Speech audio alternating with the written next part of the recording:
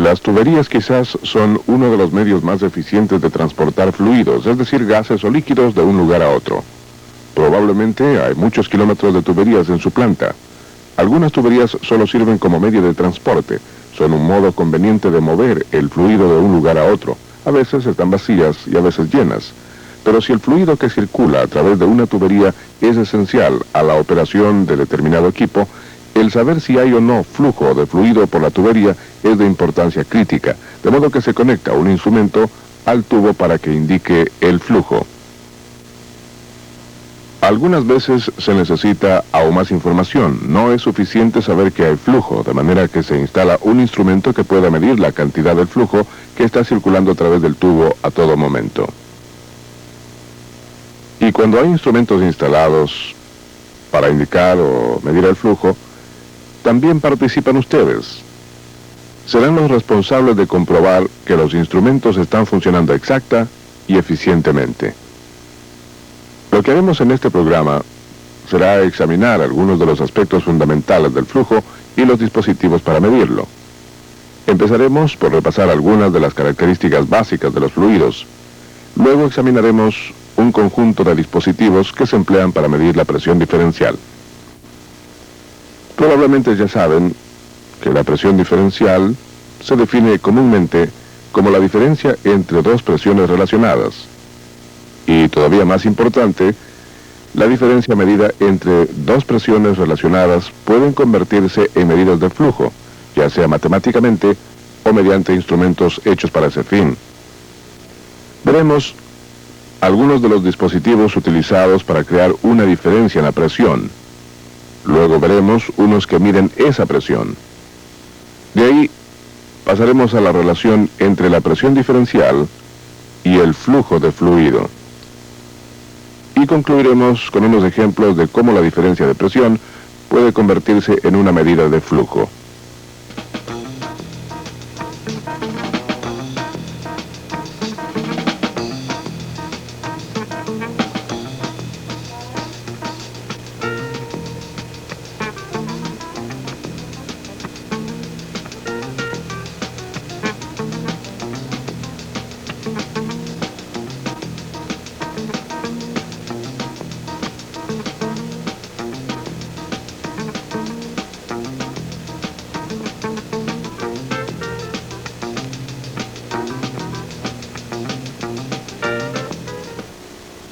Hay muchas formas diferentes de determinar cuánto fluido está circulando por un tubo. Nos concentraremos en cómo se relaciona la presión diferencial al flujo. Empezaremos la investigación viendo brevemente dos características del flujo de fluido: presión y velocidad. La presión es importante porque la forma en que fluye un fluido la determina en parte la presión sobre el fluido y la presión de sí mismo. Ya saben que la presión se define como fuerza dividida por superficie. El fluido en un tubo ejerce la presión de dos formas. Ejerce presión en el sentido del flujo y también ejerce presión contra las paredes del tubo por el cual fluye. Es esta segunda presión la que nos interesa principalmente, como verán en un minuto. Por ahora, pasemos a la siguiente característica del flujo: la velocidad. La velocidad con que fluye un fluido está directamente relacionada al flujo. La velocidad también tiene un efecto importante en la presión que ejerce sobre las paredes de un tubo. Si se cambia la velocidad de un fluido en un tubo, se cambiará la presión sobre las paredes del tubo. Esta es una ilustración en corte de un pedazo de tubo a través del cual fluye un líquido. Lo podemos utilizar para ver exactamente cómo los cambios en la velocidad causan cambios en la presión ejercida sobre las paredes del tubo. Hemos llamado este punto A y este punto B. Como pueden ver, el diámetro del tubo en el punto A es mayor que el del punto B. Ahora, vamos a suponer que tenemos una cantidad dada de litros por minuto que están circulando por el tubo en el punto A, y ese fluido ejerce una determinada presión sobre la pared del tubo en el punto A. Ahora es lógico que la cantidad de litros por minuto que está saliendo por el tubo en el punto B tiene que ser igual a la que está entrando por el punto A. Como el diámetro del tubo es menor en el punto B, la única manera en que esto puede ocurrir es si la velocidad del líquido en el punto B aumenta. Aún más y más importante para nuestra presentación, a medida que aumenta la velocidad del fluido, disminuye la presión sobre las paredes del tubo en el punto B.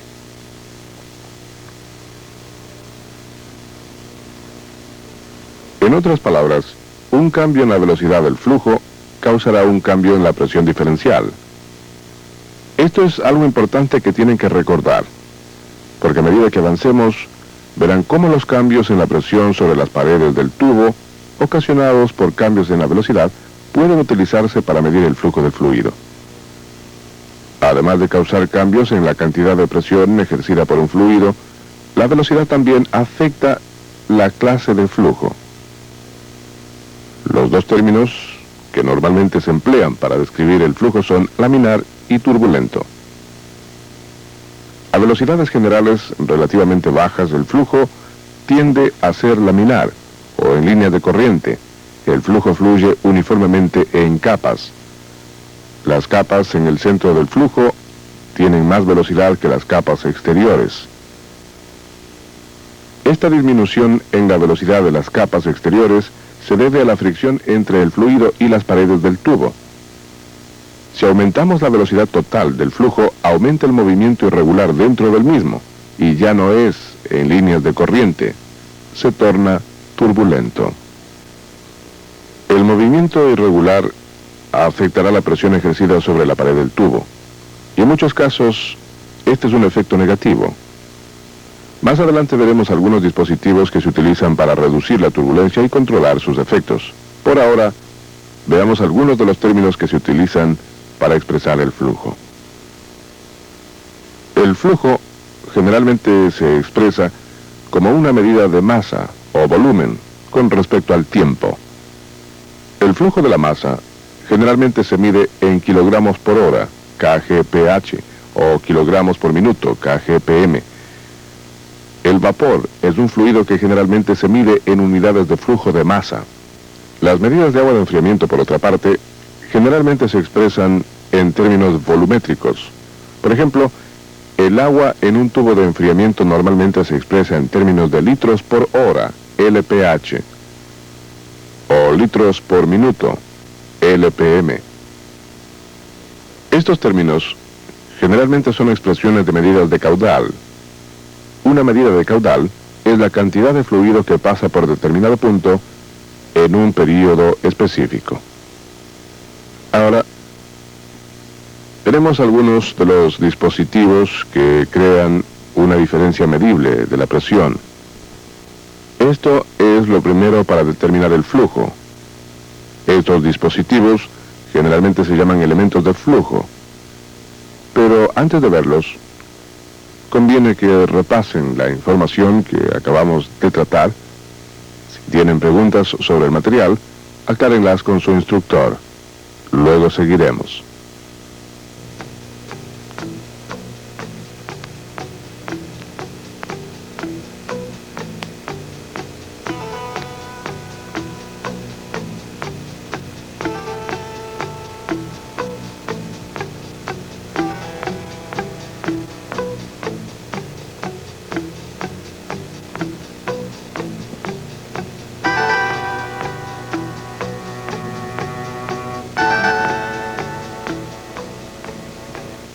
El primer paso en el proceso de medir el flujo consiste en producir un efecto que se pueda medir.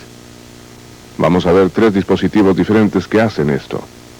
Cada uno de ellos se utiliza para desarrollar una diferencia en la presión dentro del flujo de un fluido en un tubo. Estos dispositivos generalmente son la primera parte de los sistemas de medición que utilizan la energía del flujo para producir efectos medibles. Este es uno de los más sencillos con los que han de trabajar.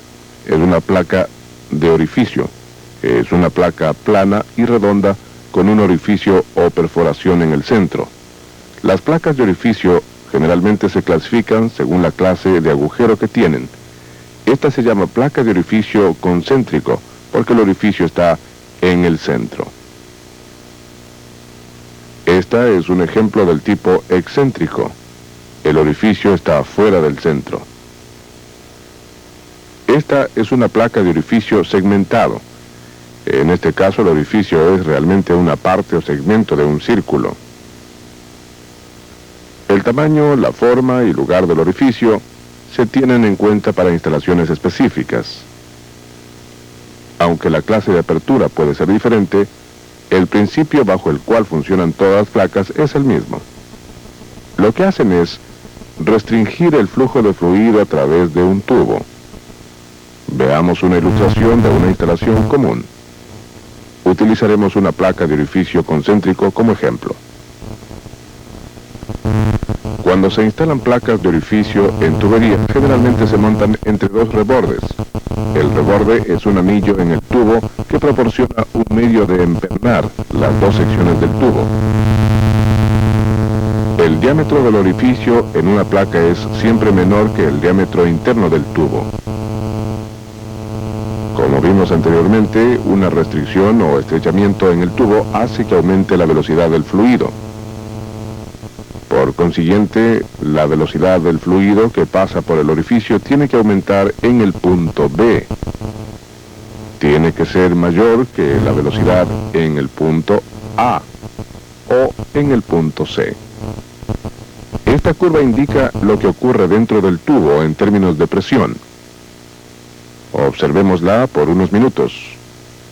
Como pueden ver, la presión es mayor en el punto A. Sin embargo, a medida que el fluido acelera para pasar por el orificio, la presión disminuye. Esto se debe a que un aumento en la velocidad causa una disminución en la presión.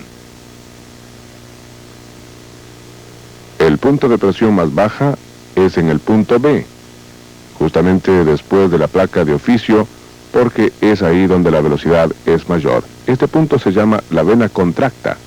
Desde este punto la presión comienza a aumentar hasta que es casi igual a la presión ejercida sobre las paredes del tubo en el punto A.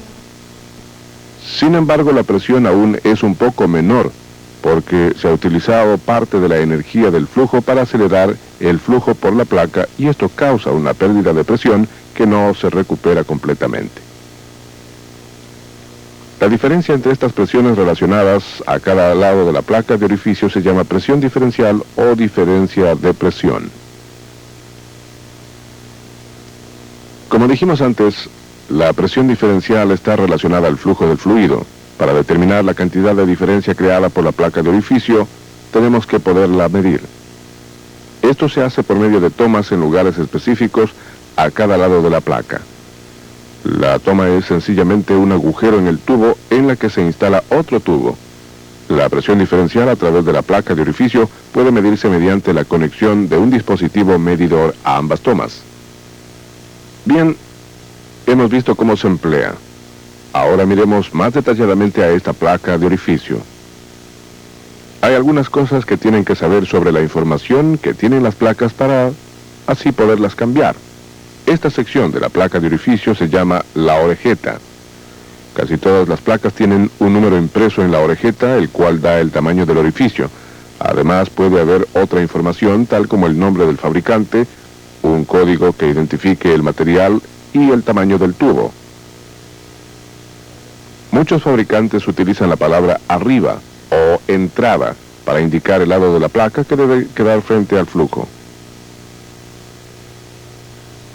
Sin embargo, a veces la palabra arriba o entrada no aparece en la placa. En tales casos, como regla general, deben instalar la placa de manera que el lado que contiene la información quede frente al flujo, a no ser que tengan información que les diga todo lo contrario. En otros casos, puede no haber ninguna información en la placa. Entonces tienen que determinar qué lado queda frente al flujo, basándose en la clase de borde que tiene el orificio. Un lado de esta abertura tiene un borde biselado, también puede tener un borde recortado o hundido, el otro lado tiene un borde agudo. En las placas que no están marcadas, el borde agudo debe colocarse hacia el flujo. El borde recortado debe quedar hacia la corriente abajo en el sentido del flujo. Cuando tenga que cambiar una placa de orificio desgastada, es importante que comprueben que la placa de repuesto es idéntica a la antigua y verificar que la han orientado correctamente, de modo que quede hacia el lado debido, o si no, no funcionará correctamente. El próximo dispositivo que vamos a ver es un tubo Venturi. Estos tubos generalmente están soldados en las tuberías o montados entre dos rebordes. Esencialmente, el tubo Venturi es un tramo de tubo que tiene un estrechamiento o constricción en la mitad. La parte estrecha hace que aumente la velocidad del flujo a medida que el fluido pasa a través de ella. Al mismo tiempo que aumenta la velocidad, disminuye la presión ejercida por el fluido sobre la pared del tubo. Como resultado, se desarrolla una presión diferencial. Para medir esta diferencia, se instalan tomas en el tubo Venturi y se conecta un dispositivo medidor a las tomas. Ahora, los tubos Venturi proporcionan indicaciones más exactas que las placas de orificio que acabamos de ver. Generalmente se debe a su forma uniforme. Como ven, la forma del tubo hace que el flujo acelere sin crear excesiva turbulencia, lo que ocurre con la placa de orificio. Como recordarán, dijimos que la turbulencia afecta la presión ejercida sobre las paredes del tubo. Si se reduce la cantidad de turbulencia, la medida de la presión diferencial a través del tubo Venturi reflejará la medida del caudal más exactamente. Vamos a concluir la primera parte de nuestro estudio de estos dispositivos con la boquilla de flujo. Esta es una boquilla de flujo instalada entre dos rebordes. La forma curva de la boquilla permite un flujo relativamente regular. En esto es parecida al tubo Venturi y desarrolla una presión diferencial de manera muy semejante a la placa de orificio o al tubo Venturi. Nuevamente se colocan tomas a cada lado de la boquilla de flujo y se conectan a un dispositivo para medir la presión diferencial. La exactitud de las boquillas de flujo tiende a ser un punto medio entre las placas de orificio y los tubos Venturi. Antes de pasar a la segunda parte de nuestro estudio de estos dispositivos, hagamos una pausa para que comprueben que la información que hemos tratado sobre placas de orificio, tubos Venturi y boquillas de flujo está suficientemente clara. Si no están seguros sobre algún punto, pídanle a su instructor que les explique. Luego continuaremos.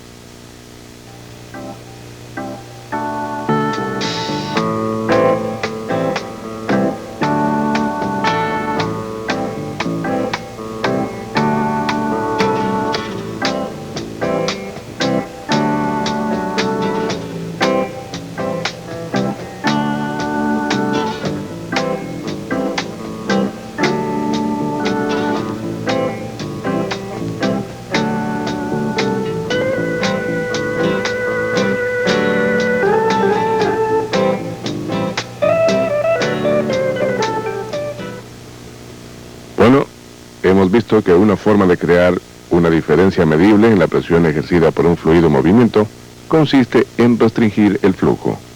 En esta sección vamos a ver otros dos dispositivos de flujo. También crean una diferencia medible en la presión, pero no lo hacen de la misma forma. Uno emplea el cambio en el sentido del flujo para desarrollar la presión diferencial. El otro emplea la diferencia entre la presión ejercida en el sentido de flujo y la presión ejercida contra la pared del tubo para lograr la misma cosa. Después de ver las partes básicas y la operación de estos dispositivos, veremos unas instalaciones comunes para ver cómo se colocan. Muy bien, comenzaremos con algo que han visto muchísimas veces. Es un codo. Hasta ahora siempre han pensado que es solo un medio de unir dos tubos, pero si le colocamos estas dos tomas, una en el interior de la curva y la otra en el exterior, podemos medir la presión diferencial creada por el codo. Esto se llama una toma de codo. Cuando un fluido tiene que tomar una curva, tal como en un codo, el fluido ocasiona una presión contra la parte externa de la curva. Esto se debe a que el fluido intenta continuar moviéndose en el mismo sentido. Esta tendencia hace que el fluido ejerza más presión en el exterior de la curva que en su interior. Es la diferencia entre estas dos presiones la que necesitamos para medir el flujo. El último dispositivo que vamos a ver es un tubo pitot. Esencialmente es un tubo hueco. Un extremo del tubo se orienta contra la corriente. Está abierto al flujo. El otro extremo se conecta a un dispositivo medidor. Cuando el elemento está en operación, el tubo se llena con fluido de manera que actúe como un objeto en la ruta del flujo. El avance del flujo golpea el tubo pitot y crea una presión. Esta presión la percibe el dispositivo que está en el otro extremo del tubo. En algún lugar, en ángulo recto al flujo, una toma percibe la presión ejercida por el fluido sobre las paredes del tubo. Saben que a medida que aumenta la velocidad del flujo o disminuye, la presión sobre la pared del tubo aumentará o disminuirá. Este cambio en la presión percibido por la toma y el cambio en la presión percibido por el tubo pitot proporcionan una diferencia medible en la presión. Esta diferencia se relaciona a la velocidad del flujo por medio del tubo. Ese es el quinto dispositivo de flujo que hemos visto. Hemos visto diversas maneras de crear una diferencia en la presión. Avancemos un poco más y examinemos cómo se puede emplear. Todos los dispositivos que hemos visto tienen tomas para percibir la presión diferencial que desarrollan. Las tomas de presión generalmente se colocan en puntos especificados por el fabricante del elemento y el ingeniero del sistema. Su colocación se basa en una serie de cálculos y medidas experimentales que comprenden diferentes fluidos y dispositivos de flujo. Esto garantiza que la exactitud de la medida es la máxima para cada aplicación. Hay algunos otros dispositivos que también son destinados para garantizar exactitud. El primero que vamos a ver se utiliza para reducir los efectos adversos del movimiento irregular dentro de un fluido. Idealmente, una sección de tubería recta debe estar antes del dispositivo de flujo en un sistema de medición. Esto reduciría la turbulencia en el flujo que puede afectar la exactitud del sistema. Pero lo ideal no es siempre lo posible. Por ejemplo, la sección de tubo que antecede al dispositivo de flujo puede no ser suficientemente larga, de manera que veamos otro método de reducir la turbulencia que se usa con frecuencia. La sección de tubo que precede a esta instalación está llena con una rejilla de enderezamiento. En este ejemplo, las rejillas son en realidad un manojo de tubos. A medida que el flujo pasa por los tubos, se controla la turbulencia y el flujo tiende a ser laminar. El mismo efecto se obtiene si se utiliza un número de varillas delgadas que forman ángulos rectos entre sí. Desde el frente, esto parece una parrilla. El flujo corriente abajo de la rejilla tiende a ser mucho menos turbulento de lo que es corrientemente arriba. Otro factor que tiene que tenerse en mente cuando se planean sistemas de medición del flujo de líquidos es el montaje de las instalaciones. Generalmente, lo mejor es montarlas horizontalmente. Así, el efecto de la gravedad sobre el flujo del fluido será constante. Pero a veces se necesitan otras instalaciones. En sistemas que están montados verticalmente, por ejemplo, la gravedad tendría un efecto sobre la velocidad del flujo, al actuar con o en contra del flujo. Esto se compensaría con el diseño del dispositivo de flujo. Es posible que también encuentren una instalación en la cual se emplean dispositivos para proteger los instrumentos de medición contra fluidos calientes o contaminados. Veamos un ejemplo de una instalación donde se utilizan cámaras de condensación. Aquí tenemos una placa de orificio entre un conjunto de rebordes.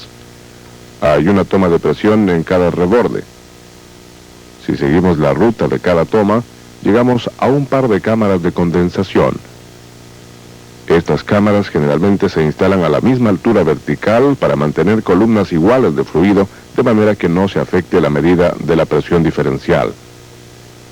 Cuando se está midiendo un flujo de vapor o de líquido caliente, se utilizan estas cámaras para enfriar el fluido en el dispositivo de flujo. Esta condensación llena la tubería hasta el instrumento de medición.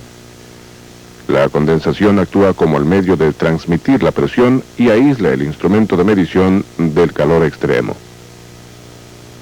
Las trampas de sedimentos son otros dispositivos que pueden ver en los tubos de toma. Los contaminantes en el flujo se atrapan en estas, las cuales se drenan periódicamente para sacar los contaminantes del sistema de medición. Estas válvulas se utilizan para aislar los diversos dispositivos cuando se tiene que hacer el mantenimiento. Las tomas o tubos de percibir la presión se limpian periódicamente para mantenerlos limpios de obstrucciones que pueden tapar el dispositivo medidor y afectar su rendimiento. Los métodos que se emplean para limpiar los tubos de toma varían según la clase de fluido en el sistema. Su planta probablemente tendrá métodos específicos basados en el proceso que se está midiendo. Cada pieza del sistema debe inspeccionarse para determinar si está muy desgastada o dañada. Para que el sistema funcione correctamente, todas las piezas tienen que estar en buena condición de funcionamiento. Por ejemplo, una placa de orificio desgastada o un tubo de toma obstruido puede resultar en medidas inexactas. Bueno, hemos visto cómo funcionan las tomas de codo y los tubos pitot, y hemos mencionado algunos de los factores que se tienen en cuenta en la instalación de sistemas de medición. También hemos visto algunos de los dispositivos utilizados para retirar los contaminantes de un proceso en el cual se está midiendo el flujo. Paremos ahora para que tomen unos momentos para repasar este material en sus textos. Si tienen alguna pregunta sobre lo que han visto, aclárenla con su instructor antes de seguir.